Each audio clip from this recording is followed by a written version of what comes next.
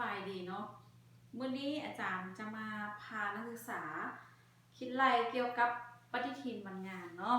เฮ็ดปฏิทินวันงานแล้วก็วิธีการคิดไล่วันงานเนาะล่ะอาจารย์จะมาอธิบายก่อนนิดนึงว่าวันงานแม่นหยังและเฮาคิดไล่แนวใดเนาะวันงานหมายถึงว่าการใช้เวลา1 มื้อในการเฮ็ดเวียกสำหรับคน1 คนเนาะหรือว่าสำหรับให้งานต้นต่อผู้หนึ่งในระยะเวลา1 วันเนาะซึ่งว่า1 วันงานนั้นเขาสามารถกำหนดเป็น1 มื้อโดยบ่จำเป็นต้องไล่เป็นชั่วโมง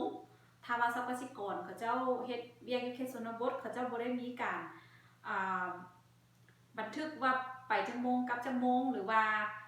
ไล่เป็นชั่วโมงเนาะถ้าเขาจะบอกว่าเขาจะไปเฮ็ดเวียก1 มื้อก็คือเขาไล่เป็น1 วันงานเลยถ้าเขาจะบอกว่าไปครึ่งมื้อเขาก็ใส่เป็น 0.5 วันงานเนาะมื้อเฮ็ดเวียกเนาะหรือถ้าทรัพยากรบอกว่าไปแต่ตอนเช้าเท่านั้นโมงหาเท่านี้โมงไปหลายๆเทื่อจังซี่เขาก็ต้องได้ไล่เป็น8 ชั่วโมงเป็น1 มื้อเฮ็ดเวียกหรือว่า1 วันงานเนาะเพราะฉะนั้น1 วันงานหมายถึงแรงงานต้นต่อผู้นึงเฮ็ดเวียก1 มื้อเนาะซึ่งคำว่า1 วันงานมันจะเท่ากับ1 คนคูณให้1 มื้อเนาะ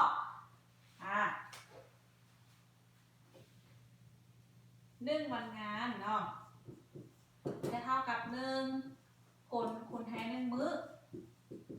เนาะให้นักศึกษาเข้าใจแบบนี้เนาะวันนี้การคิดไล่วันงานเนาะหมายความว่า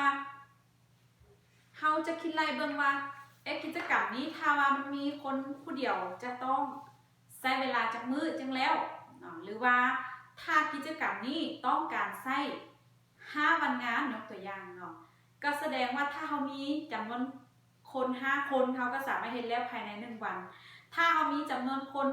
ผู้เดียวเขาก็ต้องใช้เวลา5 วันอันนั้นคือหมายความว่ามีความจำเป็นต้องใช้เวลาทั้งหมด5 วันงานจึงสำเร็จกิจกรรมตัวนั้นเนาะฉะนั้นอาจารย์จะมาพานักศึกษาแก้ตัวอย่างน้อยนึงแล้วก็เฮ็ด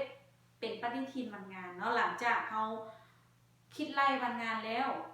เอามาเข้าใส่ในปฏิทินวันงานเนาะเพื่อเบิ่งว่าทรัพยากรนั้นมีความยุ่งยากอยู่ในช่วงใดเรียกหลายเรียกน้อยอยู่ช่วงใดคุ้นเคี้ยวจังไดเนาะเอามาเบิ่งอยู่ในปฏิทินวันงานเนาะฉะนั้นมื้อนี้อาจารย์จะมาทดลองแก้เป็นตัวอย่างให้เบิ่ง1 ตัวอย่างก็คืออยู่ในระบบการปลูกสาลีเนาะยกตัวอย่างว่า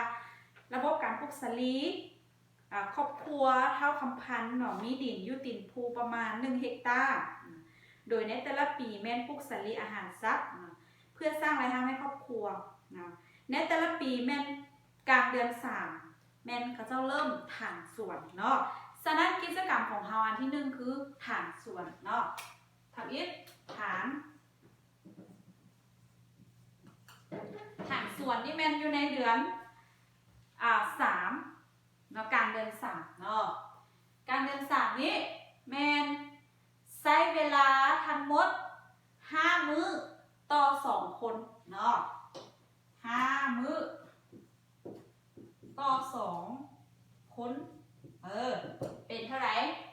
เป็น10 วันงานเนาะ5 มื้อ2 คนจำเป็นต้องมีเวลา5 วันสำหรับ2 คนกิจกรรมนี้จังแล้วเนาะในการถางสวน1 เฮกตาร์10 วันงานถือว่ากระบวนหลายเนาะต่อมาเนาะหลังจากนั้นประมาณท้ายเดือน4แม่นซักสาลีเนาะกิจกรรมที่2แม่นซักสาลีเนาะโดยใช้แรงงานประมาณ2 คนแล้วก็เฮ็ดเวียก7 มื้อเนาะ2 คนต่อ7 มื้อหรือว่า7 มื้อสำหรับ2 คนเฮ็ดเนาะแล้วก็เท่ากับ14 วันงานในการปลูกจังแล้วเนาะการบำบัดรักษาแมนได้เฮ็ด2 ครั้งเนาะแมนหมายความว่าหลังจากปลูกสาลีหรือว่าซักสาลีไปแล้วเวียกต่อไปแมนเวียกบำบัดรักษาเนาะ1เสียหญ้าเนาะ สียหญ้าครั้งที่1เนาะเสียหญ้าครั้งที่1นี่แมนท้ายเดือน5ใช้เวลา2คนต่อ12มื้อหรือว่า12มื้อสำหรับ2คนจะเท่ากับเท่าไหร่24วันงานเนาะต่อไปเสียหญ้าเทื่อที่2เสียหญ้าเทื่อที่2แม่นท้ายเดือน6แม่นเพิ่นให้มาเลยเนาะวันเสียหญ้าเทื่อที่2แม่นหมด15วันงานเนาะ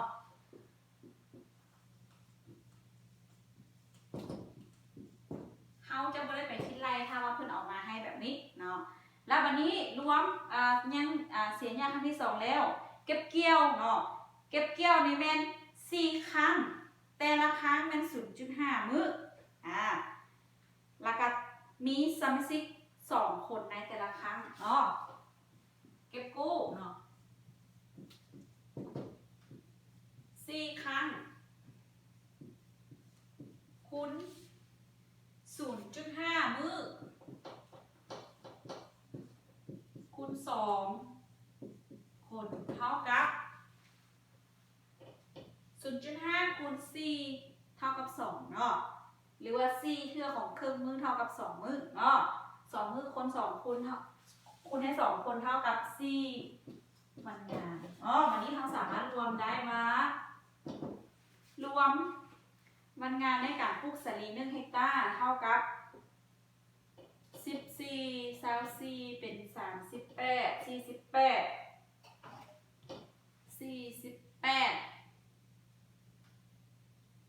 63 67เนาะ67วันงานเนาะ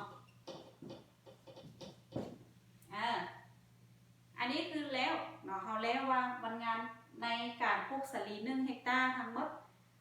มีเท่าไหร่แล้วเนาะแล้ววันนี้เขาจะเอา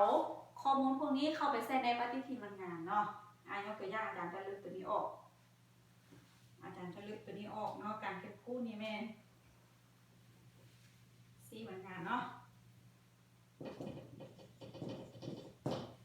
วันนี้ปฏิทินวันงานเนาะปฏิทินแม่นเขาจะเต็มง่ายๆเนาะเต็มคือปฏิทินธรรมดานะ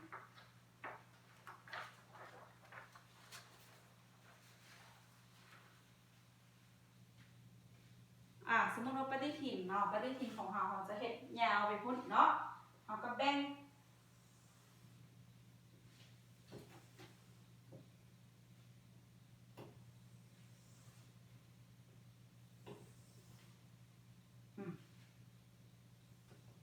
มื้อนี้เป็นเดือนวันนี้เป็นเบื้องนี้เป็นกิจกรรมเนาะกิจกรรม1 2 3 4 5ในการปลูกสาลีมีอย่างเรียนลงมาเนาะเดือนใน1 ปีนี้เดือน1 2 3 4 5 6 12เนาะวัน1 2 3 4 5 6 7 8 9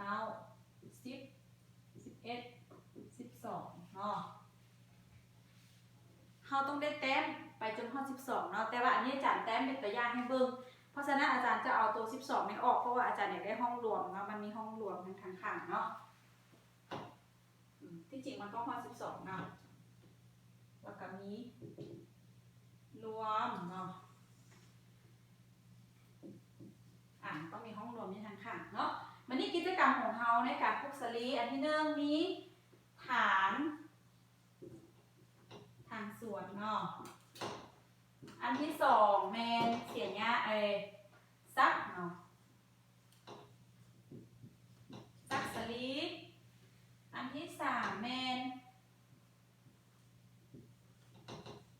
เสียหญ้าอันที่1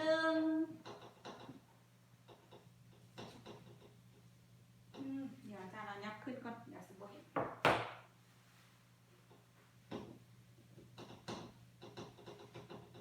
เนาะกิจกรรมของเราแม่เริ่มจากฐานซักสาลีแล้วก็บรบัตมีเสียหญ้าเนาะเสียหญ้าครั้งที่1เสียหญ้าครั้งที่2เก็บกู้เนาะ ก็เราต้องมีตัวรวมเนาะรวมคือกันเนาะรวมอยู่ทางรุ่มเนาะรวมเนาะอันนี้คือลักษณะของปฏิทินวันงานเนาะเวลาสอนตัวจริงอยู่ในห้องอาจารย์จะอธิบายเติมอีกวันนี้กิจกรรมของเฮาแมนฐานนี้มันอยู่ในระหว่างเดือน3เนาะเขาต้องขีดให้มันสึ่งเนาะธรรมดาต้องได้เฮ็ดเป็นห้องเนาะมันจะได้เบิ่งง่ายเนาะอาจารย์จะได้เฮ็ดเป็นห้องสมมุติงามปานใดก็ย่ามันกระดาษเฮาน้อยเนาะถ้ากระดาษใหญ่ๆนี่แม่นเฮาต้องเฮ็ดเป็นห้องงามๆเนาะห้องใหญ่ๆเนาะ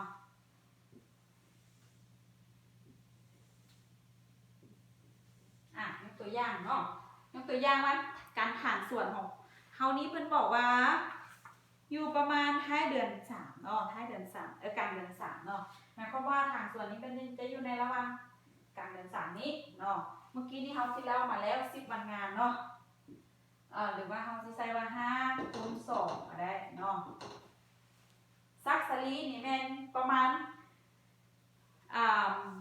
ท้ายเดือน4เนาะท้ายเดือน4นี่ซักสลีนี้ซักสลีแม่น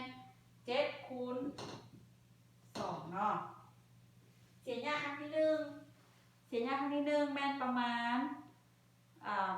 ท้ายเดือน5เนาะท้ายเดือน5หมายความว่าปลูกไปได้เดือนนึงแล้วก็เสียหญ้าเนาะ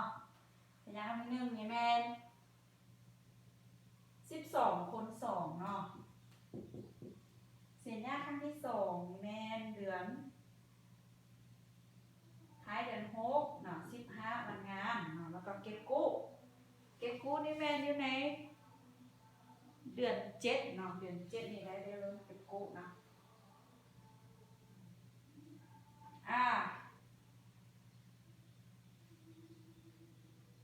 4คูณ 0.5 คูณ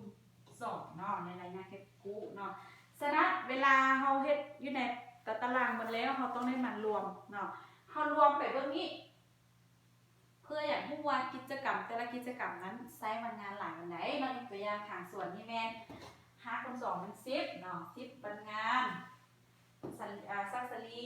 14วันงานเสียหญ้าครั้งที่1 24วันงานครั้งที่2 15วันงานเก็บกู้4วันงานรวมกันเป็น67ตัวอย่างเนาะเราเบิ่งนี้คือกันเบิ่งนี้เฮาก็อยากรู้ว่าแต่ละเดือนใดเขาจะใช้เวลาหลายเดือนใดเขาจะเฮ็ดเวียกหลายเฮ็ดเวียกน้อยเขาจะเบิ่งตามตรงนี้ตามจำนวนเดือนแต่ละเดือนที่เขาจะเฮ็ดเวียกนี้เนาะฉะนั้นเฮาสิเบิ่งว่าอยู่ในเดือน3แม่นเขาเจ้าเฮ็ดเวียกอยู่10มื้อเดือน4แม่น14มื้อเดือน5แม่น24เดือน6 15เดือน7 4เนาะรวมกันออกอันเดียวกันเนาะฉะนั้นเวลานี้เขาจึงสามารถเห็นได้ว่าช่วงที่เขาเจ้าคุ้นเคี่ยวหลายก็แม่นช่วงไหนเนาะแม่นช่วงเสียหญ้าบ่แม่นช่วงปลูกเนาะปลูกแล้วก็ยากขึ้นหลายก็ต้องได้เสียหญ้าช่วงนี้เป็นช่วงที่ต้องการแรงงานหลายเวลาหลายในการเฮ็ดเวียกเพราะฉะนั้นถ้าเขาคิดรายเนื้อที่สูงสุดต่อแรงงานต้นต่อแม่นเขาต้องได้เอาจุดนี้จุดที่เขาจะมีความยุ่งยากหรือว่าคุ้นเคี่ยวในการเฮ็ดเวียกของเขาเจ้านี้มาเป็นตัวตั้งในการคิดรายเนื้อที่สูงสุดต่อแรงงานต้นต่อเนาะอันนั้นเวลาเรียนจริงว่าอาจารย์จะสอนตื่นอันนี้คืออาจารย์แนะนำย่อๆเกี่ยวกับวิธีการคิดรายวันงานแล้วก็เฮ็ดเป็นปฏิทินวันงาน